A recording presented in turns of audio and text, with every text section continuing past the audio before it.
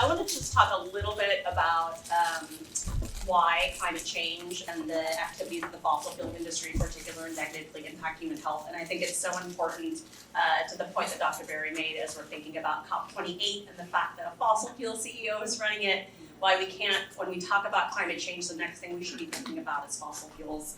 I really also want to impress that when my approach to climate change, the approach that we should take is thinking about climate change not just as a crisis of health, but profoundly as a crisis of equity. And then we'll talk a little bit about the work that we do on a policy level. Climate change is a systemic problem that mandates systemic solutions. In terms of my own journey into this, and Mira and I will talk a little bit more about it, it's not like there was some one light bulb in a moment. There were a few different threads that led to this, and one of them profoundly was being a parent and a hospitalist. So going back to 2019, the pandemic happened, schools shut down. My daughter was 5, supposed to be entering kindergarten, and instead of entering kindergarten, she was a 5-year-old on Zoom with lots of other children around the country. She goes to San Francisco Unified School District. Because I had a background in environmental health, I started working with other pediatricians to help schools with what they needed to reopen, and my background led me into talking about ventilation. It wasn't something I wanted to talk about, but it was something that none of my other pediatrician colleagues felt comfortable because they didn't have the background on air. So I became an expert on indoor air quality and was talking to school districts about what they could do to improve their ventilation. And the more I got into this work, the more I realized that, well, we're going to do all this work to reopen our schools, and the wildfires were going to hit. And there was what I knew was that there was a solution that really worked for both things, which was to install something called HVAC systems. Well, while I was working on this, at the same time, I'm a pediatric hospitalist, and so in 2019 we had a pretty bad wildfire season. I walk into our NICU, I'm hit with, there's so much smoke outside that our filtration systems couldn't even keep up. And so I walk into the NICU and it smells like smoke in there, reeks of smoke. There are 32-week, 34-week infants. That means that they're born 2 months early, very vulnerable, breathing in that foul pollution that we know is more toxic. And I felt like, that day I could make things a little bit better. We brought some portable air filtration units in, and I felt like I could do something. Well, then the next year, this is the wildfires in 2020. I'm sending my daughter off to school, and I'd spent a year sort of working on this issue. And it was a poor air quality day, and the San Francisco Unified School District has no HVAC systems. Their plan was to open the windows. And for the first time, I had a panic attack, sending my daughter into what I knew were hazardous conditions, and I felt completely powerless to do anything about it. So as I mentioned, I spent the year.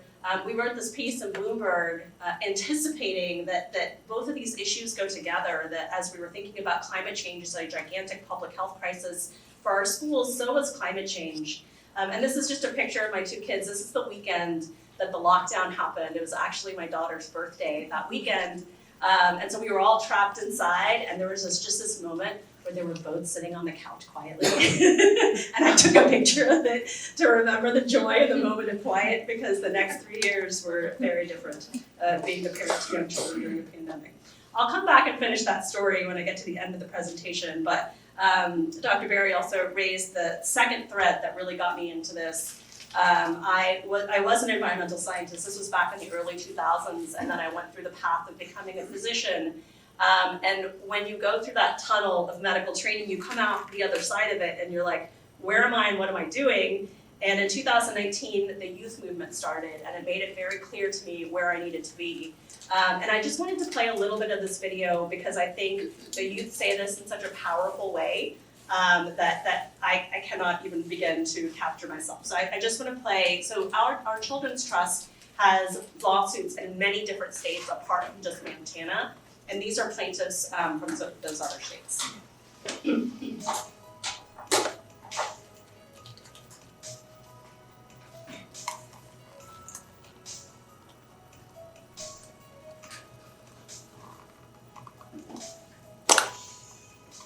I was first going to college and I started to be exposed to the issue of climate change, the science of climate change, I came to realize that that was gonna be probably the defining issue of my generation and of the generations to follow.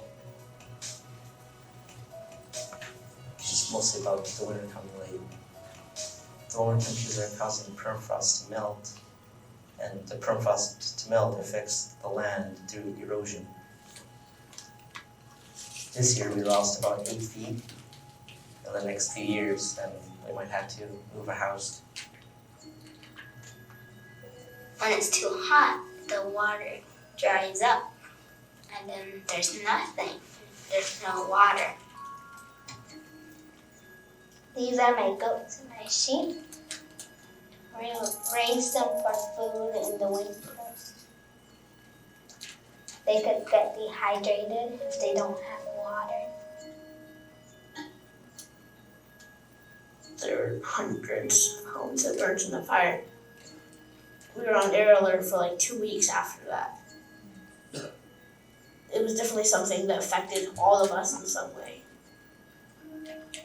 Changed people's lives forever.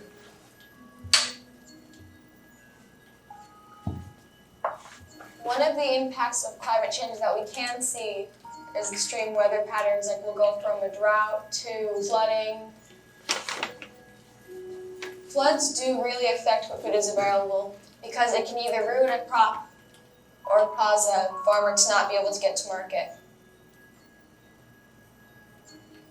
Coastal communities are going to face rising sea levels, which means erosion and high-intensity flooding. And a lot of people who live on coastal towns are going to have to move inland. It's not some myth, it's not far away, it's in our own backyards, literally.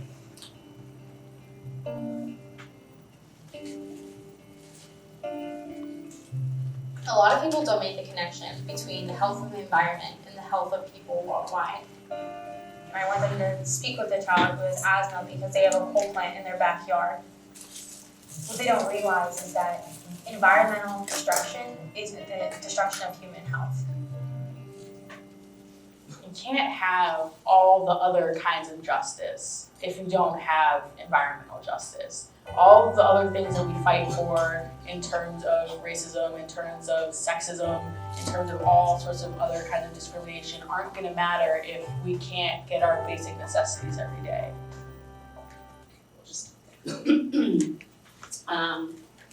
So seeing youth in the streets fighting for a livable future, I felt like a grown-up as a failure.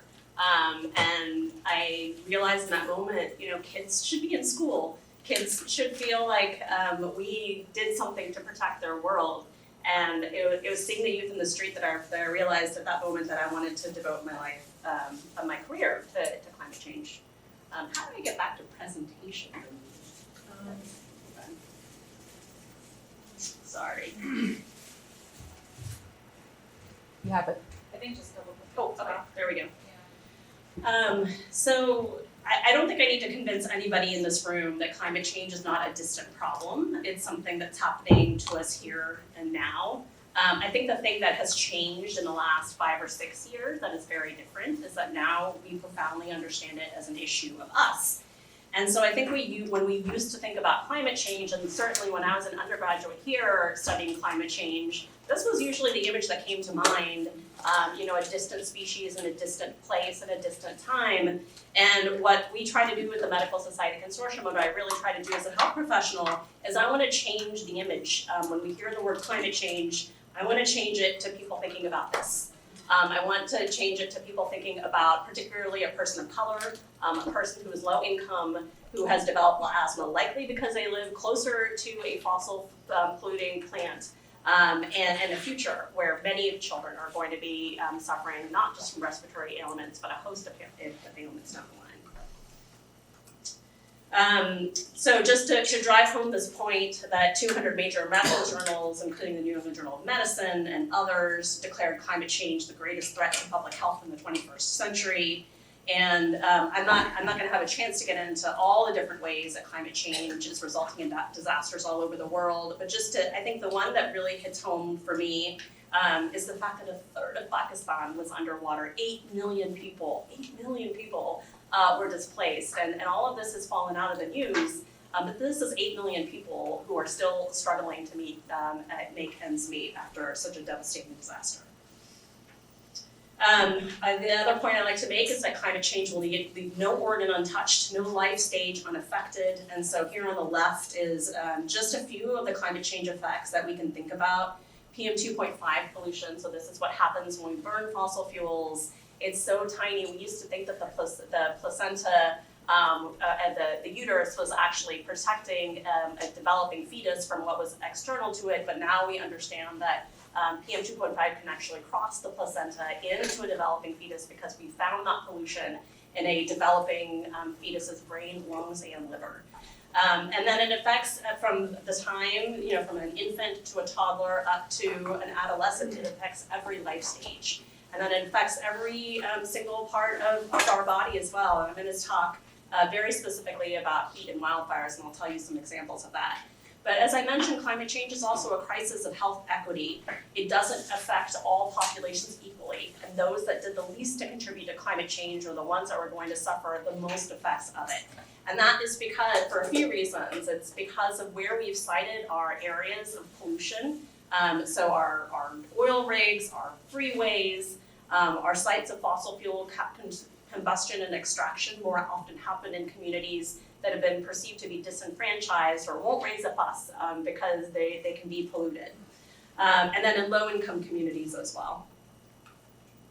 So I just want to give a few examples in terms of what I've seen. And this picture here on the right is a heat map of what the United States looked like last summer.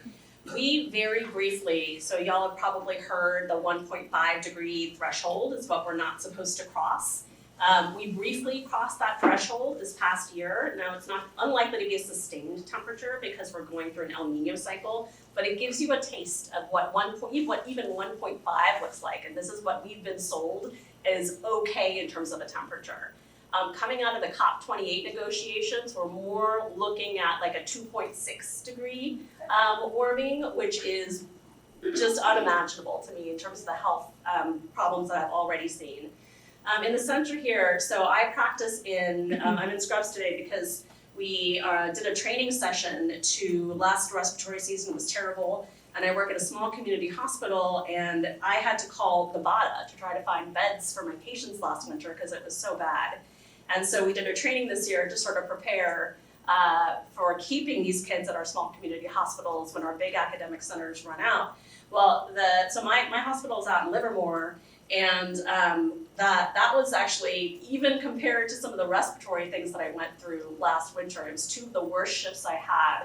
I was working during that heat dome event when multiple women came in preterm labor, our NICU filled up with premature infants as well, because we have increasing evidence of what heat drives in terms of poor outcomes for, particularly for pregnant individuals. And then that picture there on the left is just a road warping in India, and we had examples of people in Phoenix, where they had 110 degrees for over 30 days. People sustained 3rd-degree burns from just getting dizzy and falling on that pavement. It was so hot there. I like this reporting out of the Washington Post in terms of what it looks like in a hospital during a heat wave. Physicians raced to provide fluids to patients who arrived breathless, dizzy, and drenched in sweat. Others were brought in on stretchers, their body temperature so high, their central nervous systems had shut down. Those who could still speak told of stifling apartments and sun that made their skin sizzle. Some had tried to walk to county cooling shelters only to collapse in the blistering heat. The human body can technically handle 115 degrees at rest, drinking water continuously. It was 116 at my hospital, 116 in places like Oregon. So we're already topping the temperatures of human viability.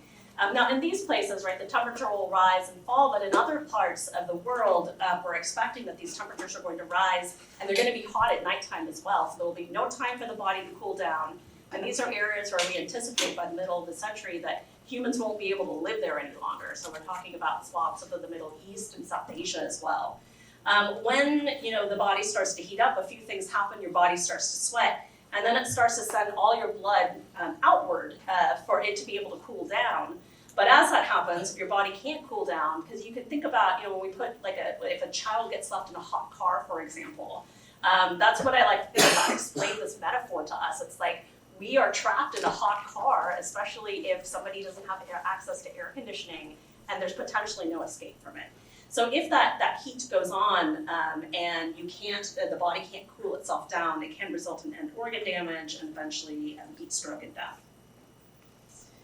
Again, this is an issue of equity, and so it isn't just access to air conditioning, it's also what parts of our city are measurably hotter. And so this is a map that's looking at surface temperatures and income, and this is in Oakland. This example recapitulates itself in other parts of the United States. You can see that these areas that are measurably hotter are also areas that tend to be poorer. There's been a lot of studies around, does red lighting correlate in things like urban tree canopy and others. The relationship isn't always consistent because every city has a little bit of a different history, but what is consistent is a divestment from these areas. There's more likely less access to green space, and that having less green space, having less tree canopy, having more concrete makes it about 1 to 7 degrees hotter. And I just want to play one more little clip of media here because I think it's powerful to hear from a person who lives in those kinds of temperatures what it's like, and this is from Baltimore. In big cities across the U.S., low-income neighborhoods are hotter than wealthier ones. That's the finding of a joint investigation by NPR and the Howard Center for Investigative Journalism at the University of Maryland. As NPR's Meg Anderson reports, that heat can be deadly. In a vacant lot in her West Baltimore neighborhood, Shakira Franklin is describing the first asthma attack she's had in nearly 5 years. It happened a few days earlier when temperatures hit 100 degrees. In this neighborhood, that feels like 110. For Franklin, that's a big deal. Her asthma is triggered by heat. I didn't really come outside, but I had to go to work. And before I know it, I was gasping for air. Breathing felt like trying to drink water through a pinched straw. You're gasping at this point. You're trying to bring your air through as much as you can. She says when she drives out of her neighborhood to her job by the city's harbor, she can actually feel the breeze get cooler. Like I can actually feel me riding out of the heat. Like when I get to a certain place, when I'm on my way, I'll turn off my air and I'll roll my windows down to save gas. And so people know that. Yeah, when you're from this area, yeah, you know it. Franklin isn't imagining that change in temperature. Her neighborhood, Franklin Square, no relation to her name, is hotter than about 2/3 of the neighborhoods in Baltimore. It's also in one of the city's poorer areas. That's according to an analysis by NPR and the Howard Center. Citywide in Baltimore, the hottest neighborhoods can differ by as much as 10 degrees from the coolest, and the hottest parts of the city also have higher rates of poverty. We wanted to see just how common that pattern is across the country. We mapped 97 major U.S. cities by heat and income. The vast majority have that same pattern to varying degrees, and more than 2/3 had an even stronger link between heat and income than Baltimore did. That matters because heat can have potentially fatal consequences, and our analysis shows the people exposed to that extra heat in the hottest parts of town are often the city's poorest and disproportionately people of color. So as we think about vulnerability, I've talked about people of communities of color, communities experiencing poverty, pregnant individuals are at risk as well in terms of high risk for adverse birth outcomes. I'll talk about that in a second. Households living in poverty may not be able to even afford their energy bills or air conditioning. Infants in particular can't effectively thermoregulate in the first week of life. I've treated a number of infants now where they come in either because the parents have overbundled them and they're dehydrated for that reason, or the parents thought they were supposed to give their infants water, which causes a different kind of dehydration. And then outdoor workers often don't have protections in place. So I treated a 16-year-old who would come in he was kind of unaccompanied from Mexico. He was hauling brick in 108-degree weather. And when you overexert your muscles that way in a really hot temperature, it causes your muscles to break down and basically gums up and damages your kidney. What we know is that we were able to reverse that damage pretty quickly with some hydration, but we know that outdoor workers in particular are at very high risk of chronic kidney down the line because the kidneys take that hit again and again and again. As I mentioned, this paper is really powerful and it highlights the deep inequities that we see in birth outcomes, particularly for Black and Hispanic women. It's associated with preterm birth and low birth weight infants, and this really has a lifetime consequence for that infant in terms of their health. The reasons for these disparities are complicated, but part of it is linked to air pollution, and another part to redlining, poor access to prenatal care, and the toxic effects of racism on a mother's health. Just briefly to talk about wildfires and air pollution. We've all been through this now. I think that the first really bad season that I remember anyway, living in the Bay Area, I've been here for 12 years now, was the 2018 Paradise wildfires, and these are some pictures from that. The picture on the left are these pictures of terrible destruction, and I think the one that probably is most in our consciousness recently is what happened to Lahaina. This picture in the middle is San Francisco on the top on a clear day, on the bottom what San Francisco, that same skyline looked like, where our air quality rivaled places like New Delhi that don't have the same air protections in place that we do. And then this felt remarkable in 2018, the fact that we could see these smoke plumes from the sky. But unfortunately, I think this has become more and more commonplace to see these gigantic fires, most recently the ones that we saw in Canada. It is insane to me, and I'm glad that this is changing, that we spend so much time learning about the Krebs cycle in medical school, but I certainly did not learn about PM 2.5, which results in 1 in 5 premature deaths worldwide. So PM 2.5, when we burn anything, whether it's a house that goes up in flames or when we're burning fossil fuels, it produces these really tiny particles that combine with liquid droplets, and they're so tiny, we inhale it, it goes into our lungs and vasculature and essentially sets off an inflammatory cascade. Now this graphic here on the bottom left, we have very good evidence for the things that are in red: premature death, stroke, heart disease, asthma, lung cancer, reduced lung function, and low birth weight. And in the green is what we have emerging evidence for. The concern is that, and this has also been a huge point of education amongst my physician colleagues, because one of my fellow pediatricians did an interview for the LA Times telling parents that they don't need to worry if they have an otherwise healthy kid. The wildfire smoke isn't so bad. It's really only for the asthmatics that you have to worry. Really demonstrating both a lack of understanding of how toxic wildfire smoke is, but secondly, this assumption that the child is not going to be exposed to this again and again and again. And what our climate change models show is that we are going to see worsening wildfires as time goes on. So this isn't going to just be a one-off. My son, who was 5, now 3 years of his life, he's experienced a really bad wildfire season. So exposure to wildfire smoke results in things like cardiovascular disease, systemic inflammation, respiratory disease, and there's increasing evidence for what the neurotoxicity implications are as well. Again, this is something that affects all life stages, from pregnancy to infants all the way up to elderly, and affects all organ systems as well. Aside from wildfire smoke, so when we burn fossil fuels, it causes 2 forms of pollution. One is the carbon pollution that is making climate change worse and driving our wildfires, but the second is just fossil fuel pollution, which is that PM 2.5. And it's not just the air pollution. We have to think about the entire infrastructure of being dependent on fossil fuels. And so what that means is, where are our sites of extraction, for example? California is one of the biggest oil producing states that has no rule in place about where you can place an oil rig. And there was a law passed last year to actually start mandating that new sites of drilling, you can't build it next to a school or a playground. But what has happened in California over the years is that these sites of drilling happen more often in communities of color, more often in communities living in poverty. What has resulted from this is that we have a good amount of information that shows that living close to fossil fuel infrastructure places you at much higher risk for a host of health problems. Black people are 4 times as likely to die of fossil fuel pollution exposure compared to white people, and 75% more likely to live in communities that border a plant or a factory. These are just some examples of what this environmental racism looks like here in the Bay Area. So the Chevron refinery, there's a higher minoritized population there that has to live close to that pollution.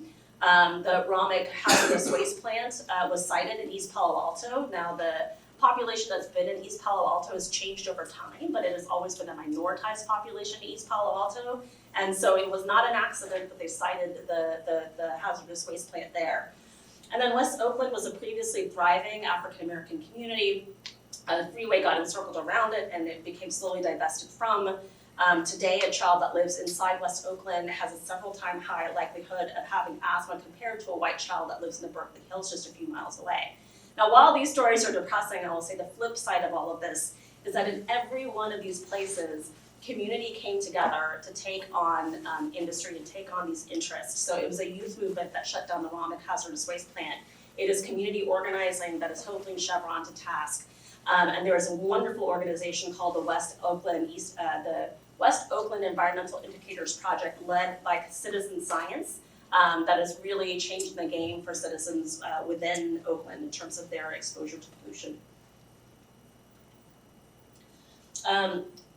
What really, I know I've said many things that drive me as a pediatrician, but one of the other things that really drives me in this is that we understand that children need safe, stable, and nurturing environments to thrive. Toxic stress is when a child experiences poverty, racism, housing insecurity, food insecurity. We know that early exposure to those kinds of stresses actually changes the architecture of their brain. It changes how they have different hormonal signals within their body. And the more of these types of stressors they experience at an early stage in life, the higher the risk for a host of problems down the line. Cardiovascular disease, diabetes, certain types of cancer, mental illness. Climate change is a health risk multiplier for all of these toxic stressors, which is why we should also, if we care about children, we should think about climate change as a health risk multiplier it is in terms of toxic stress. And then finally, there's a mental health component. For any of folks that have not read Britt Ray's book on climate change and mental health, I would highly recommend it. This is a study of 10,000 youth by Hicken et al. Said that 75% of young people felt that the future is frightening. 50% reported experiencing climate anxiety to a degree that affected their daily lives. So we hear often in pediatrics that, we ought to talk about resilience, and I really like this piece by Dr. Mona Hanna-Tischer. For those who are not familiar with her work, I'm sure everybody here is familiar with Flint, Michigan. She was the pediatrician who started to notice that the kids were coming in with higher levels of lead, and then helped to kind of break the story that the city had changed its water supply and was exposing these communities that were lower income and a higher minoritized population to more lead in their drinking water. So she wrote this piece where she said, the will to survive and endure can be the deciding factor between a child who overcomes adversity and thrives and a child who never makes it to adulthood. But how long can we ask people born in the wrong zip code to rise above and persevere in circumstances beyond their control, no matter how central the idea of overcoming is to our archetypal American identity? So in my mind, we shouldn't be asking our kids to be more resilient. We should be removing the social license of the fossil fuel industry to pollute. Exxon has known since, we have the documents now, we have the receipts to show for it. Exxon has known since the 60s or 70s, and with great accuracy, both what they were doing and how bad the problem would get. But instead of sharing that information with the public or decision makers, they buried that information and then they went on a campaign to deceive the public and deceive lawmakers and basically obstruct our transition to renewable energy. If you look on the right here, this is the amount of money that the fossil fuel industry spends to keep us in the status quo, keep our energy economy dependent upon fossil fuels compared to how much the renewable sector is able to spend. So there are times and there are days when all of this feels really overwhelming, and I refer to this quote when I feel that way. When radical change is needed, many argue that it's impossible for individual action to drive it. It's futile for anyone to try. This is completely the opposite of the truth. The impotence of individual action is a reason for everyone to try. So as I mentioned before, climate change is a systemic problem that needs systemic solutions. And back to the story of the wildfires and that day where I felt alone and I felt really overwhelmed. Well, what I started to do, Jamie is here, and I had worked with Jamie on the wildfire work. I had worked with Erica Vedas, who isn't here, on producing this brief. Well, we started, we actually got reached out to by a donor who asked us to think a little bit bigger, to think about climate resilient schools. But we knew, even us, like we couldn't do this on our own. And so we actually convened just this huge coalition of people to write this report on climate resilient schools.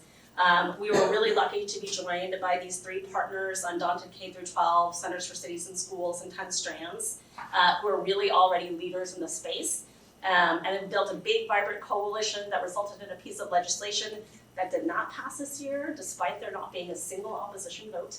But that's okay, we're recollecting our troops and we're gonna try again, and I think we're gonna have more success this year. But what I learned from the experience is that taking your feeling of being alone, it's sort of like a signal to you that you need to go out and seek that thing that you need, which is connection with other people. And so we emailed all these people, and what I said in a lot of my conversations was, I'm scared. I'm scared for my kids. I'm scared for other kids in the state of California. Here's what I think needs to happen. And we were able to build this very big group from all of us sharing the fact that we felt afraid of the fact that this crisis was unfolding very rapidly, but we knew when we worked together that we could do something big. So I just want to talk very briefly about my work on health professionals, and then Mira and I can have a conversation. Health professionals are trusted messengers, and this is really the basis for the work that we do at the Medical Society Consortium on Climate and Health.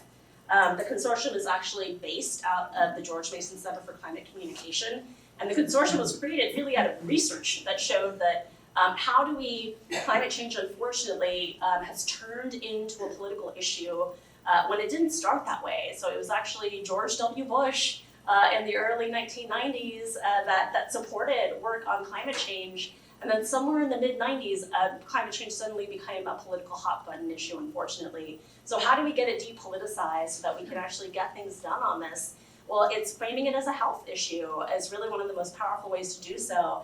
And if you look here on the right in terms of moderate Republicans and conservative Republicans, they want to hear, they trust their primary care doctors the most in terms of receiving this information. Sometimes people wonder, in America, it's so polarized, or do people really care about this?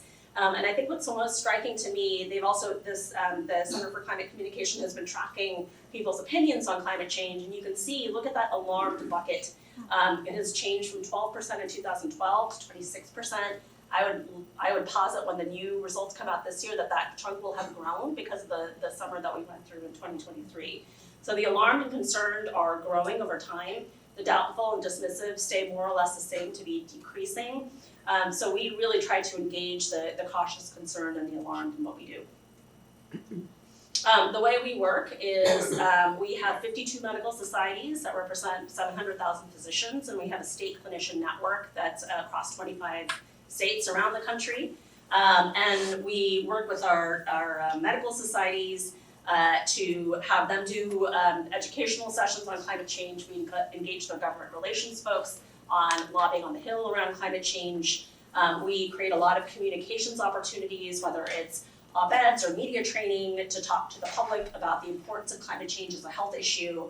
And then we do a lot of educating with our policymakers around why climate change is an issue of health inequity. So this is just one example of it. This is our annual meeting.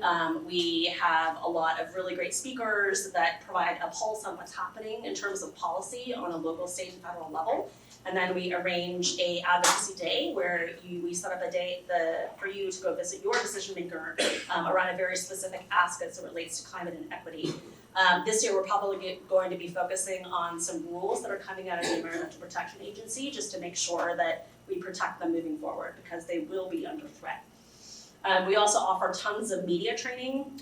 This is actually online. We did a 6-part series, how to write an op-ed, how to talk to your decision maker, and really using the best evidence we have in terms of climate health and equity when you frame that message. And then in terms of our policy work, so we've done a lot of work for folks that are not familiar with the Inflation Reduction Act. This was the most significant piece of climate and health legislation that the Congress has ever passed. So we're doing a lot of work on how we make sure that those dollars are implemented well. As I mentioned, we engage in rulemaking. And then we've done a lot of work on the Farm Bill that got pushed off to next year. And so we're going to do a 2.0 kind of push around making sure climate health and equity are grounded in the Farm Bill. If you want to learn more about our annual meeting, I welcome you to scan the QR code. You can also join virtually. And now I'm excited to have a conversation.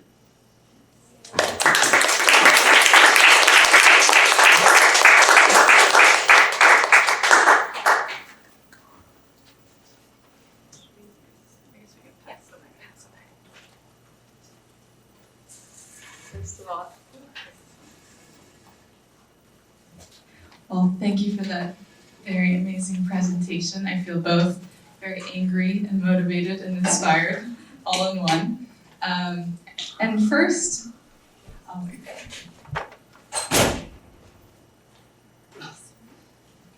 First, I just wanted to ask a little bit more about your background, because as a student, I know I'm always curious about how people got to where they are in their journey.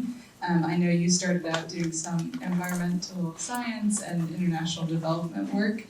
Would you mind speaking a little bit about that and how that influenced your decision to go into medicine and how it influences your career as a physician today?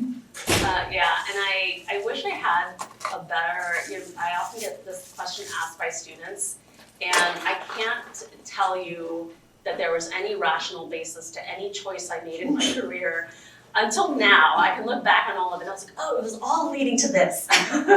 But at the time, I finished college, and when I finished, I didn't want anybody telling me what to do. There were like fellowships or other programs or structure that I could have gone into, but I felt like I'd had enough of structure, and I kind of just wanted to get out into the world and see things for myself and kind of make my own way. And so I wrote to a bunch of nonprofits around the world and heard from a few of them who said, and I was really interested in working with community-based organizations. And so I found a couple where it matched, because I had to make money to be able to go to these places. So I chose some cities where I could teach SAT classes to make my money and then work for these organizations as well. So those opportunities kind of came together that way, and it was just amazing because I worked with these organizations didn't have websites, and I wouldn't have found them otherwise, and it was a bit of a risk, right? Because I just wanted to go and see and learn and absorb, and it was over those 2 years that then I decided that I probably need to go back to school for some structure, and I had studied ecology and evolution, and so it made sense to do something in environmental science, and then I went on to the EPA from there. But while I was at the EPA, I love the work, but I realized that what I was setting myself up for was a career of being in meetings, and I didn't want to do that, and I do that now. But I wanted to do something where there was a service component, and so that was my next decision point. I was like, okay, I guess I'll go to medical school, and when I was applying, I didn't get into like 12 medical schools and happened to get into Hopkins because all the other 12 were like, who are you and what I don't understand you. What do you want to do? And I guess I spun a good enough story for Hopkins to believe that, that I had a good story. Because I couldn't tell a good story as to why. I had like a sense that all of this went together, but I couldn't articulate it well in the moment. And then truly it was a 2019 youth movement that articulated it for me. I'm like, this is what I should be doing. Oh, this all makes sense now. And from there, I just haven't looked back. It all made sense in the end. Yeah.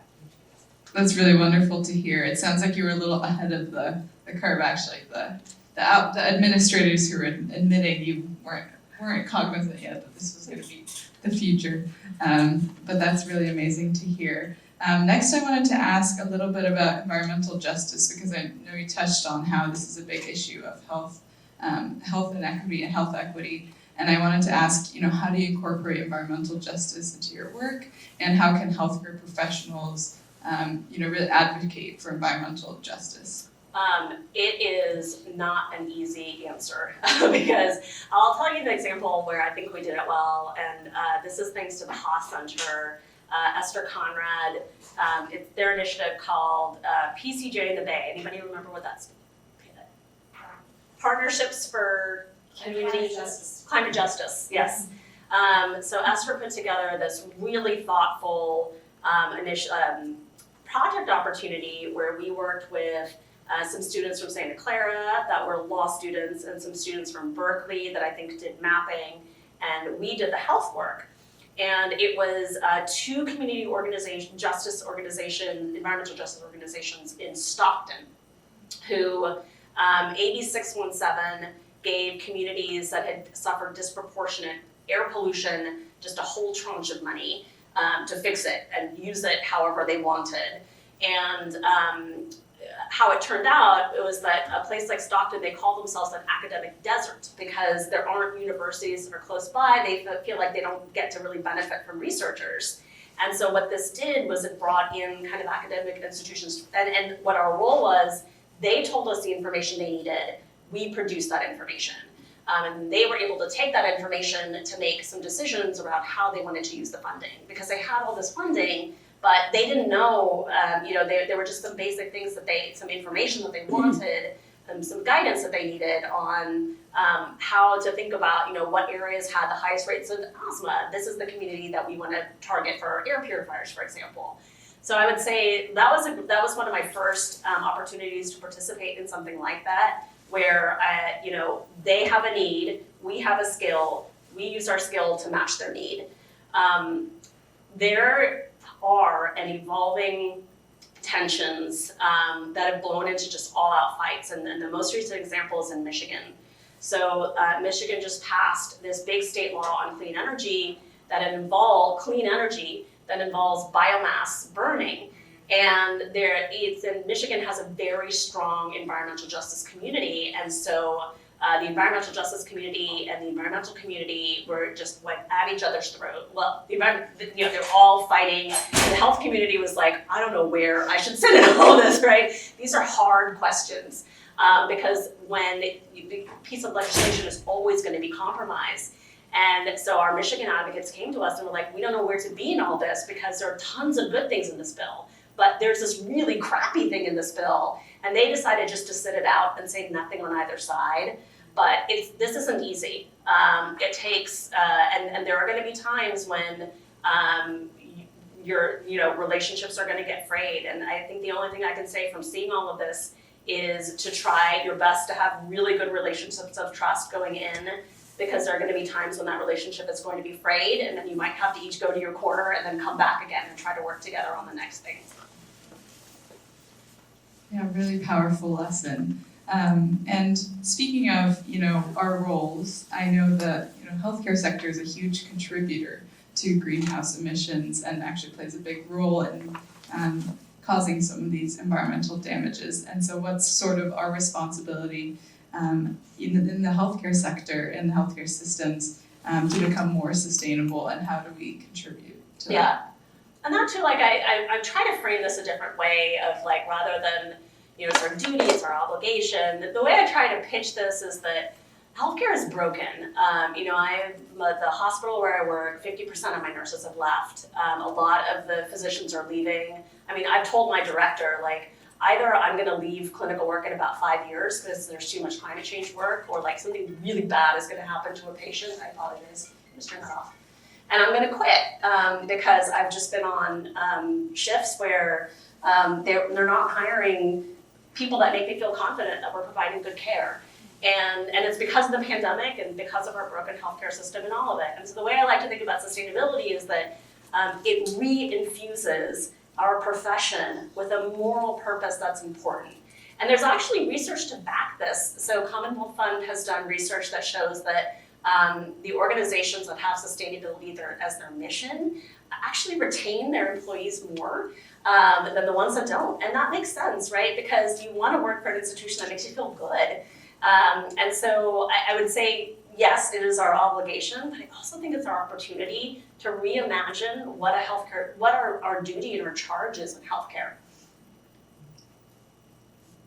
Going along with that, I know there were a lot of questions about advocacy and any advice that you have for students, healthcare professionals. I know you've done a lot of work in advocacy and policy, but for people who have less experience, any advice on how to get involved and how to, make it a part of your very busy schedule? Yeah, in 2016, a person won the presidency, who unfortunately has not disappeared. And that, I ended up getting deeply into climate change in 2019, but in 2016, I decided I couldn't just sit on the sidelines and do nothing. And I just started signing up for every listserv I could find. And I was looking for other environmentalists to work with, but there just wasn't the same group of people as what came out in 2019. So the first thing I did, I just learned how to be an advocate. And I learned that through the American Academy of Pediatrics. They have a bunch of trainings, and a lot of the medical societies do. But the way I sort of treated it, it was a little bit like when I wrote all the different NGOs, right? Or anybody that's done online dating, just go. You know, like, what do you have to lose? Just like go to the meeting, reach out to somebody, like talk to them. Because it's pretty unlikely that you're gonna figure it out on the first try or the first meeting. But if you're committed to learning the skill, you will get there eventually. Now I'll say, because I went through that experience of like, it just took me a long time to find my way. So much of what I'm trying to build at the consortium is that you don't have to work that hard. Sign up for our newsletter. We make it pretty easy for you because we are building all the training sessions and we're offering them every year. And so if you sign up with us, but show up, right? And maybe we're not the right organization for you, because that's another part of it, is that you've got to find the community that gives you hope and gives you connection. So if you don't feel it with us, then like go to another organization, but find your people. That's the most important thing. This is not something you can do on your own. This is something you should do with other people. And so, I promise you that there are so many organizations out there, so many great people doing work on this. Just keep looking, like you're looking for your soulmate until you find them. You will, I promise. You just can't give up. Great. Takes a second. Well, thank you so much. Those are all the questions I had prepared, but I want to open it up to the rest of you to ask any questions that are on your mind currently.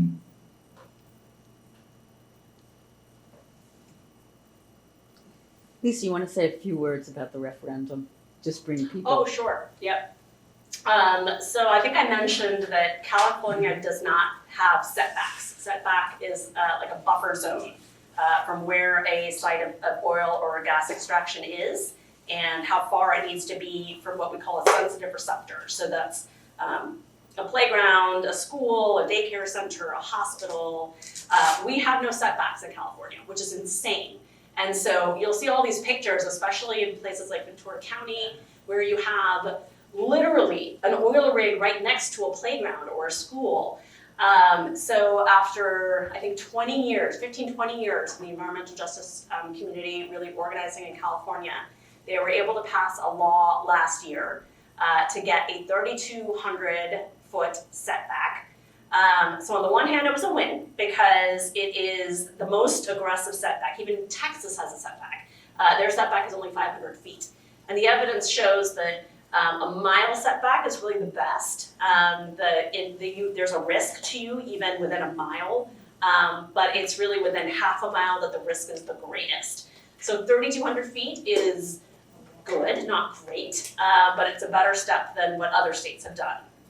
Right after the bill passed, this was so dirty that like Chevron and Exxon and the big oil companies are not a part of this yet. That's how dirty this is. It's the smaller oil companies that paid a bunch of canvassers to lie and get a bunch of signatures and get a referendum to overturn this law. If this law gets overturned, then the thought is that they're going to start going to other states and challenging it as well. So California is considered kind of ground zero for some of these dirty tactics. So it's very important, again, or I don't think I make the point in this presentation, but vote. Get your friends to vote. That's one of the most important things that you can do in 2024. And I can't remember in the end because they changed the language on the referendum. It's going to be simple. You want to overturn the bill or you don't want to overturn it. Right. It was going to be one of those referendums that, you can never figure out what it's actually saying. Yeah. But they worked very hard, but it's simple. Yeah. Yes you or want no. to keep the law in place that there is a setback. Yeah. You don't want an oil rig next to a school.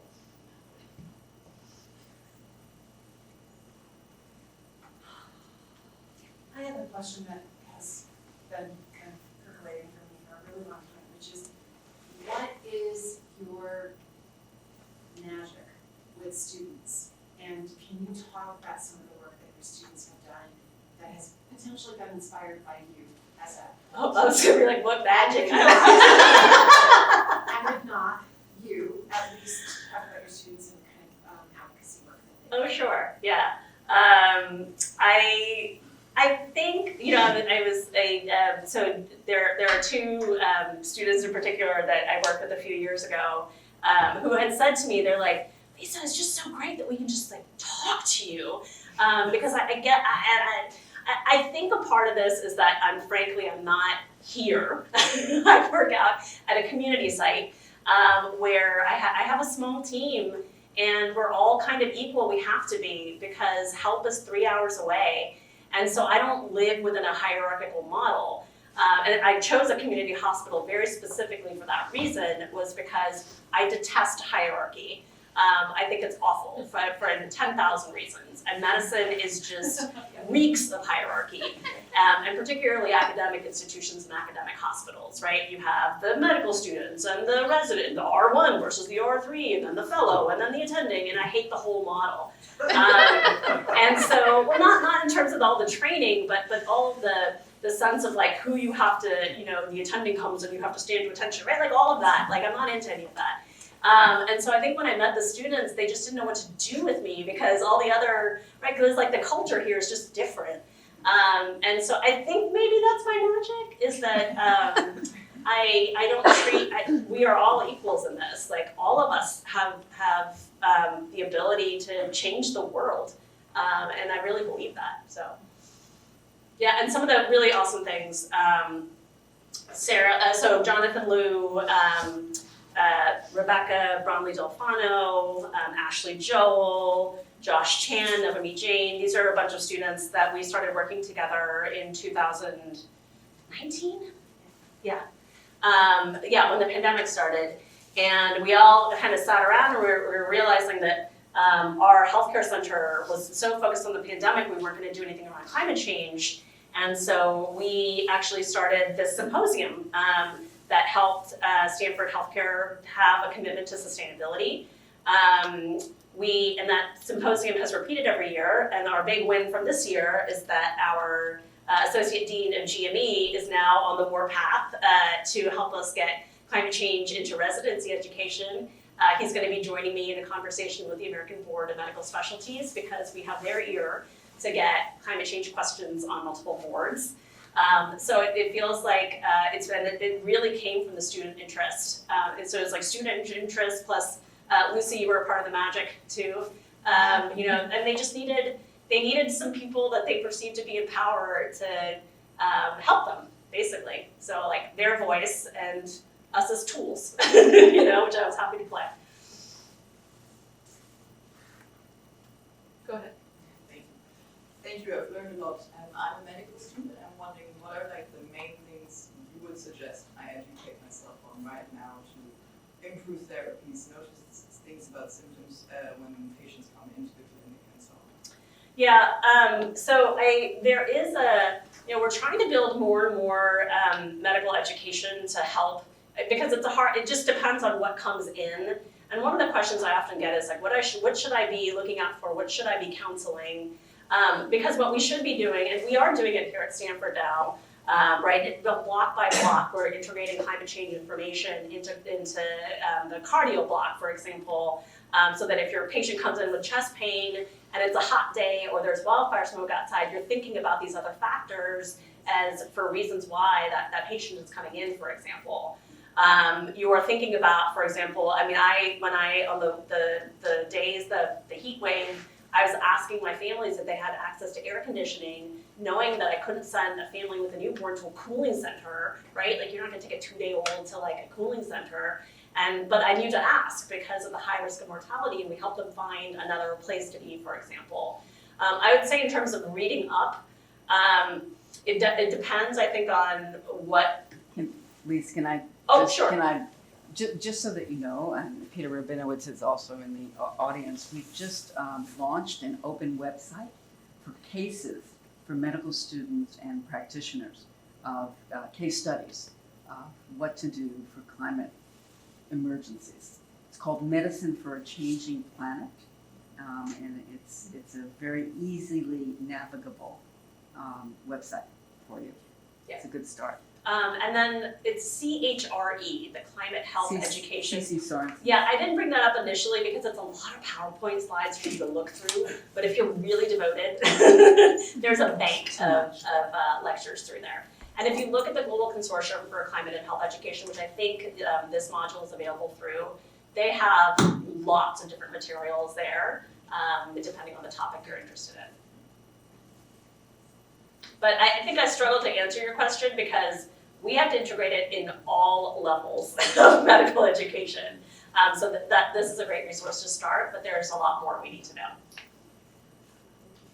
Thanks, I really enjoyed that. I wonder if you could say something about the growing availability of data on exposures that the communities are being aware of, and I think health providers are starting to think something like the Air Quality Index, the AQI. And I'm wondering, when it comes to schools, is there a trend toward deciding when to close school for the day based on our AQI? It seems like there's a lot of controversy about using metrics like that, but there's more and more data coming out, and there's all these different websites that tell you about the AQI and things. Yeah, and how's I mean, that figuring into this? yeah, so what's really tough is that it's been hard to do studies on what's happening on the indoor air quality in schools, especially in public schools, because of all the legal ramifications of, well, if it is dangerous or hazardous, it's a little bit like don't want to see that which we don't have the resources to address. And so the thinking, especially after the pandemic, is that we should do everything possible to keep schools open. Unless there have been days where it's been really hot and it's dangerous for kids to be inside those hot classrooms, because a lot of California schools don't have access to air conditioning, for example. And for wildfire smoke, the California Department of Public Health actually has some guidance on like when on a county level you should consider closing your schools. But there's a lot of like, consider this, and this before you decide to close a school. There's no like hard and fast rule about when to do it. And so I think it depends on a lot. I think it depends on whether your school has an HVAC system or has air purifiers in space. What population are you working with?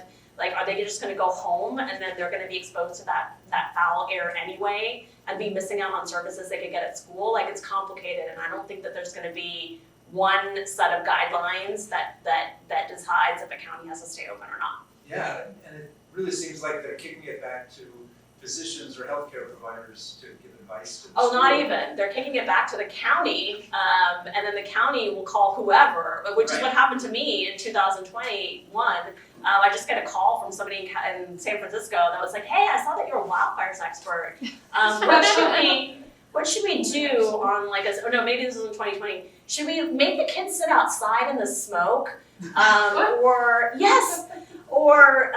because we don't want them eating inside unmasked?" And I was like, so we're talking about theoretical harm versus active harm. I'm gonna say let them eat inside, you know, even though they're not gonna have their masks on. But yeah, these are the decisions they're making, often without access to the resources or the information that they need. Yeah, and these healthcare providers are gonna need to be able to answer some of those questions with schools. Yeah, I mean, the best I can say about that is, you know, just to be involved and offer yourself as a resource to your board, and they will reach out. And you have to bring it past the US. I mean, people living in Delhi, the LMICs that have astronomical AQIs, they don't know what to do with their kids.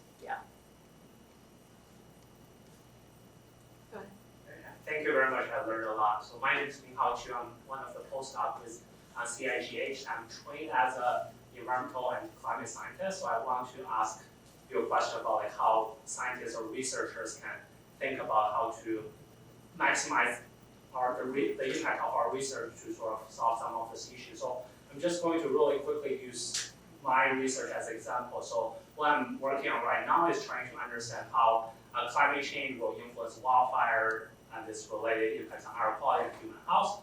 And one thing I feel like scientists or myself really have a hard time to navigate is the extreme or large amount of uncertainty in this sort of scientific question. So like you mentioned a lot of this, which I'm really excited that you bring up both these topics, but when we think about how climate change influences wildfire and pollution, we sort of get a sense of it's going to get bad, but we don't know how worse it's going to be because of all of this complex feedbacks in atmosphere, land use, ecosystem, all of that.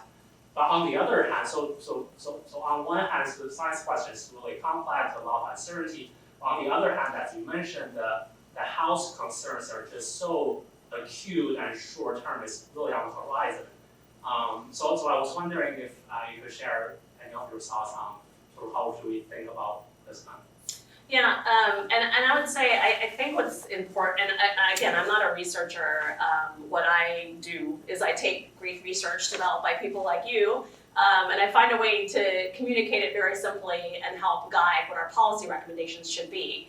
And so I would say, from your end, as you're thinking about what questions to ask or how to frame this information where there is a lot of uncertainty, I think do develop relationships with people that work more on the law or policy side, to be thinking about, well, ultimately, what is it that I'm trying to affect downstream? Because you're right, like we don't have any time to waste, right? Like all the questions that we're asking and trying to answer should have some target for the things that we're trying to change. But I've been challenged before on the 10 times more hazardous to health statistic that I raised to you. What that's based off of, it was a study where they took an air quality index of 50 when it was just fossil fuel pollution versus wildfire pollution, and they saw 10 times as many children show up to the emergency room.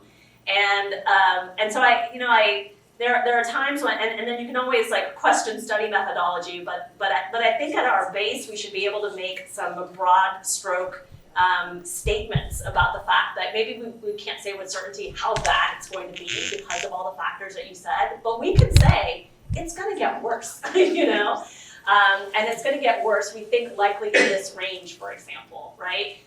The best you can do, but I think we can always communicate it in the very basic point that it will get worse.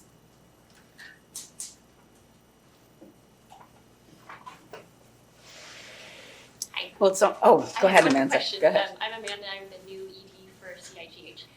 Thank you so much for speaking with us today. It's really great to hear about your career and all of your work.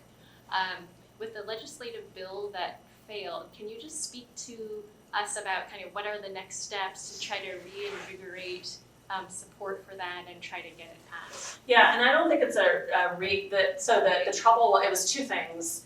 And I'm learning this because I'm also doing a lot of work on the community health center side. The problem is that, the federal government the Inflation Reduction Act has a lot of tax credits, rebates for nonprofits like schools or like community health centers to invest in things like solar. What the federal government is doing for community health centers is they're pouring a lot of resources. Like I was at a White House roundtable where they had a bunch of banks there to help raise capital, low interest capital that community health centers could access, because the problem is upfront capital.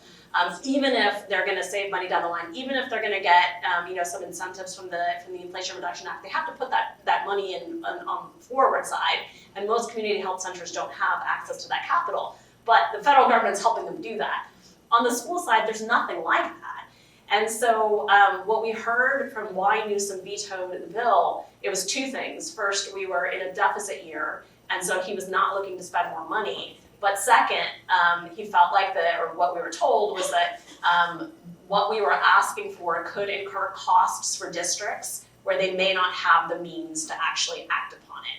And then the third thing is that we entered all of this very late in the budgetary process. And so that's what we're fixing this time. We started that conversation already. And so we're hoping to get into the governor's budget in January rather than kind of slipping in later in the spring. Because we didn't have any issues. I mean, our coalition included trade unions, teachers unions, PTA, teachers. We had 6 different hearings. There was one opposition or one person that called in against it in one of the committee hearings, and then everybody else was in support. There was one person who voted no across the assembly and the state. And so there was no opposition to this. It was just these 2 issues that came up. Yeah. I want to be cognizant of time, so we're going to wrap it up. Please, let's give Dr. Patel a round of applause. Thank you so much for taking the time to be here with us to share your wisdom. And I'm sure, if people have questions, they can. I don't also like to thank the interviewer. Yeah. Thank you.